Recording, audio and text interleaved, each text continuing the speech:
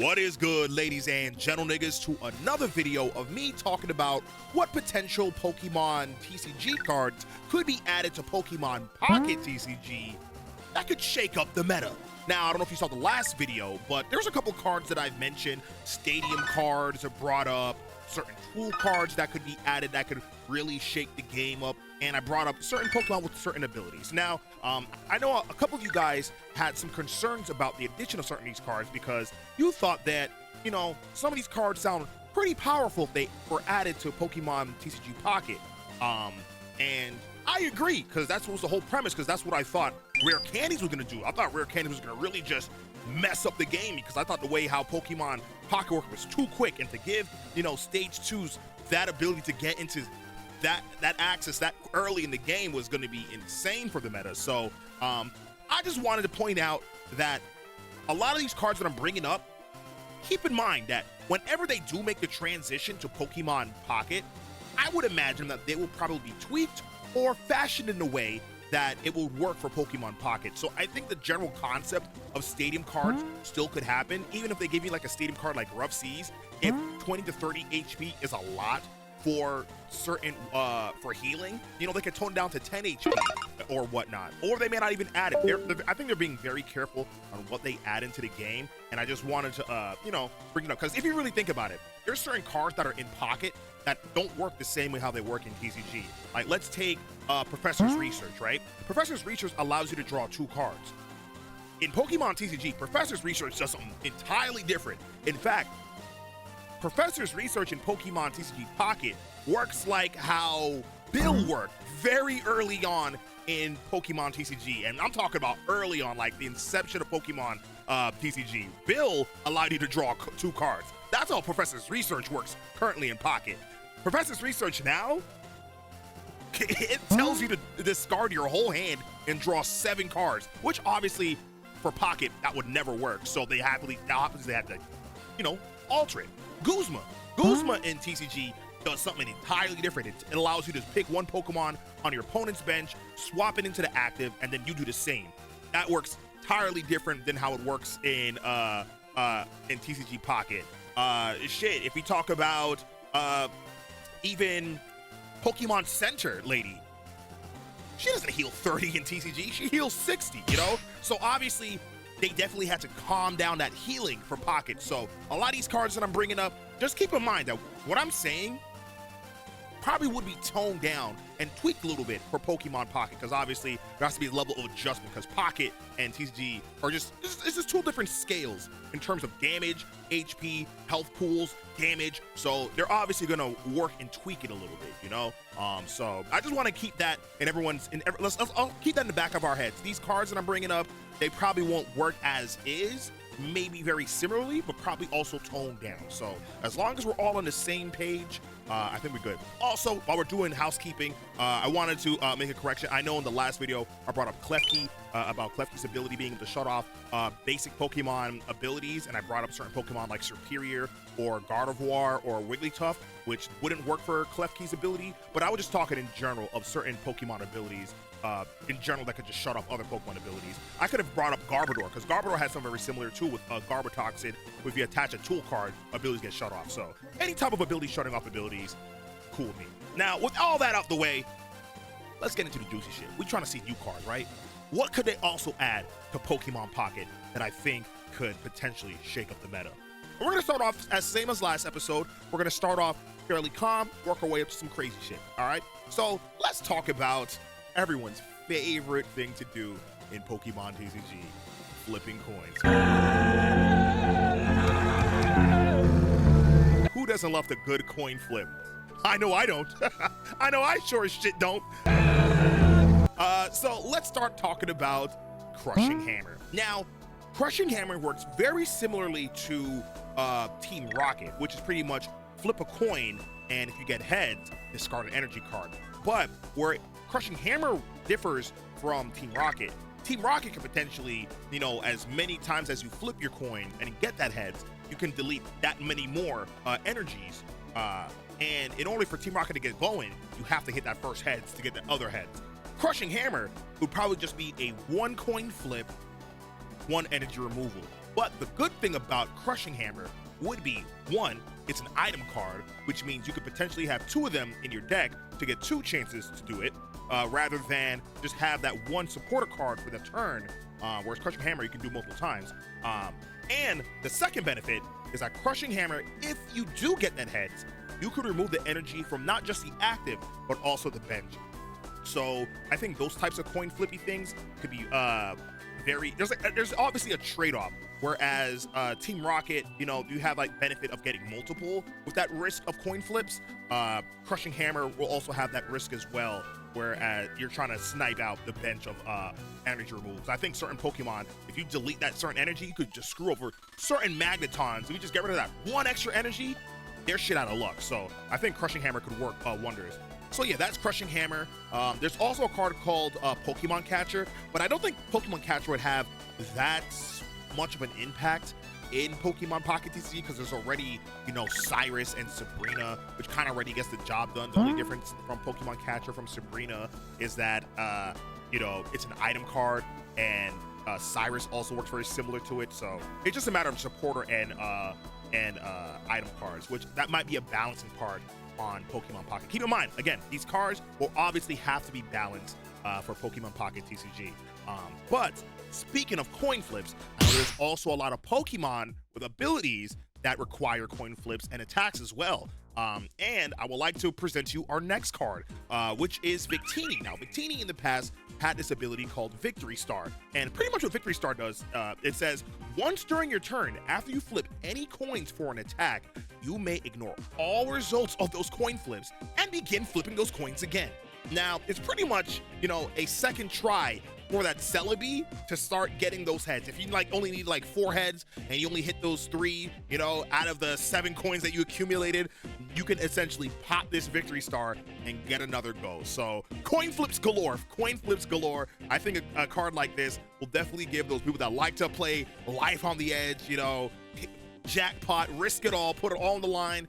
Victini is that card for you. So I think that'll be a very annoying card. But speaking of abilities, now while we're on the topic of these little legendary pixie Pokemon, I would like to talk about Jirachi, because Jirachi has in the past had this ability that I think could be very useful, and that's none other than Stellar Veil. Pretty much what Stellar Veil is that it prevents all damage counters from being placed on your bench Pokemon by the effects of the attacks by your opponent's basic Pokemon. I think any type of Pokemon with the ability to protect your bench from getting damaged will do wonders in this current meta, especially when we have Greninja running rampant, when we have Decidueye out here doing big damage, we have Luxray sniping the bench. But obviously, those are like stage 2s, so for that, we might want Manaphy. Manaphy also has a very similar ability that protects the bench. I think any type of Pokemon with ability that they add that protects the bench could do wonders, because I think it's needed, especially when we have a lot of snipers out here and it's rampant, and you want to find a way to, you know, circumvent that. Now, switching gears, let's talk fossils. Now, fossil cards, typically their main issue is finding that initial fossil card to get started. You know, a lot of times we have Pokeballs to search out our basic Pokemon, we have communication research to kind of get that line going, but for fossil cards, they're item cards, and it's kind of hard to search out those item cards to get going. And it kind of sucks, because sometimes in a situation where you have to bring in your fossil card into the active, or sacrifice it, or throw it into the discard pile, and you're just like, fuck, damn, I had to go through all that, and now I lost my starter bases, my Rampardos, my Kabutops, my whatever the fuck, you know. I then present to you Fossil Excavation Map. Yeah! So pretty much what Fossil Excavation Map does, it's a 2-parter. You're able to search your deck for an unidentified fossil card, reveal it and put it into your hand, and then shuffle. And then the other part is that you can find an unidentified fossil card from your discard pile and put it back into your hand. Now, obviously with Pokemon Pocket, the main thing which I've seen them stray away for is searching cards. I feel like any card that allows you to dig in your deck for a specific Pokemon or item usually does it at random. So I'm imagining that if they ever add Fossil Excavation Map, they wouldn't allow you to search to any degree. It would probably be worked in a way where it says like, picks a random Pokemon from either your deck or your discard pile and put it into your hand. I think if they add Fossil Excavation Map, I think we'll be working in that manner. So, which is good because I feel like to dig either through your discard pile or your deck to pull out those cards that you're looking for will be pretty good. Especially since we have that Celestial Town Lady that helps to pull out basic Pokemon out of the discard pile. I feel like something like that to help get fossil cards an extra chance to kind of get started would do wonders for it. So I think Fossil Excavation Map, I feel like it should happen just for the sake of not balance, but just for the sake of giving certain fossil cards that extra chance. I mean, not like fossil cards needed because Rampardos is a fucking bitch. I hate that card. But I feel like, you know, fossil cards definitely need that kind of balance and searchability that other Pokemon are afforded. Yeah. Now let's get a little crazy because we've been slowly getting crazy. I think fossil cards getting that searchability is pretty good. Being able to protect your bench is also really good. But let's get some nasty abilities. Now, this whole series of videos I've done started with the inclusion of Rare Candy. Rare Candy allowing certain Pokemon to evolve, skipping a stage pretty early, jumping from basic to stage 2. Let's talk about Porygon Z. Porygon Z has already been pretty annoying in Pocket, being able to literally swap and randomize your energy zones of different types of energies each turn. That attack's annoying. But Porygon Z is also very annoying in TCG because there is a variant of Porygon Z that has the ability Initialize. And essentially what Initialize does is that when you play this Pokemon from your hand to evolve one of your Pokemon during your turn, you may devolve each of your Pokemon's evolved Pokemon by putting the highest stage of the evolution card into your opponent's hand. I think Porygon Z with this ability would not only fuck Pokemon with rare candies, because essentially once you devolve that Pokemon with no rare, devolve that Pokemon back to its basic stage, there's no way for them to go back because they already wasted their rare candy. Once that rare candy is done, they have no way to go back up there. They would need that second line. So it's either they start including that stage 1 line as a protective measure, because if you only just have rare candies as a way to hit your stage 2s, Porygon Z will fuck that entirely. Oh my goodness. Not only that, but this is an ability, okay? You can pop this ability once you evolve. So imagine a scenario like this. You got a Charizard ready to go. It just stoked up, right? It got its 5 energy. It's ready to fuck you up, right? You got a Porygon 2 on the bench. You throw this Porygon Z, initialize. Now, that Charizard, Charmeleon. Okay, cool. You know, you just think next turn, he's just gonna evolve back again and then hit you back with that hit. No, they're not, because you got a red card or a Mars in your hand. Now you just shuffle their hand. Charizard's in their hand. Now it's gone. I think a play like that will be crazy. I feel like I feel like that will help to kind of counteract that fast-acting type of a play from rare candies, having Porygon Z. Now I'm not saying, well, then again, I was gonna say it's crazy to have one card dictate the meta of the game, but that's actually what we have like with Oricorio, and there's always a couple of cards that dictate the meta, you know? And obviously people have to work around it. Shit, you might have to work around it when you get the Porygon Z, because they can go from Porygon rare candy to Porygon Z, devolve everything on your opponent's side, you know, shuffle, and it gets crazy from there. So Porygon Z could definitely do some crazy work in this current meta. Before we talk about this last card, I just want to ask you guys just to like, comment, and subscribe if you would like to see me talk about more cards, because yes, there are still a lot more cards I have not talked about yet. And I appreciate all the comments and the feedback. Those of you guys that have corrected me, because I don't want to put out misinformation, so I appreciate you guys doing that. That way I could do like I did at the beginning of the video, you know, make some corrections, you know, make some clarifications. So as long as, you know, you guys help me out, make a better video, I want to make the best type of videos as possible. So I appreciate you guys for that. With that being said, let's get on to our next card. And this card is coming, it's a recent addition, because I was going to add this card initially, but that wasn't until we got the announcement of this latest pack called Excrement. Jesus, they gonna be shitting on niggas. But Extra Dimensional Crisis. Now, with Extra Dimensional Crisis, it is introducing the Necrozma as an event card, and with this card, it has an attack that for 2 psychics and 2 steals, it can remove 5 cards from your deck into your discard pile.